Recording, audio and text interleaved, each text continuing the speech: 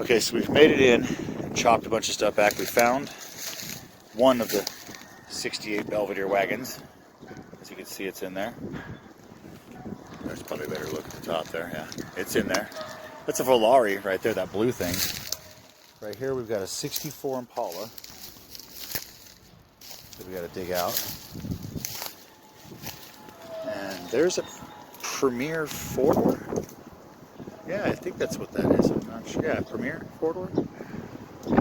So, over that way is another couple, 3 or 4 things. And there's another wagon.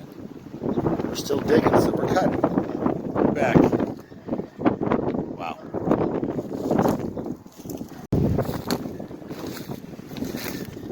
Making progress here, people. So we found out the Impala is 2-door post.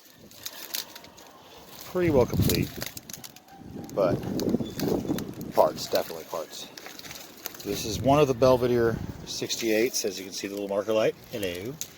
And it does have a 318 2-barrel in it, as you can see right there. It's complete, but it's kind of messed up and rotted. I'm going to take it apart and use it for a parts car for one of the other BE bodies. So there's 2 of these in here, and you can see the help shutting the hood didn't work out. So we'll cut our way back over to this side around the Impala and see where we end up. So I cut back into this side here. Found a 2-door coupe Chevy Deluxe. And here's the back of the other wagon. It's funny how they're the same color pretty much. Well, one's a little lighter, but yeah, as you can see, they're in there, but we're getting them cut in.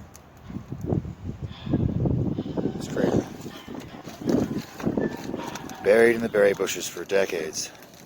And this thing's complete. I don't know how good it'll be for saving, but we'll get to it as soon as we can. I'm sure there's going to be a lot of good parts on it. We'll see.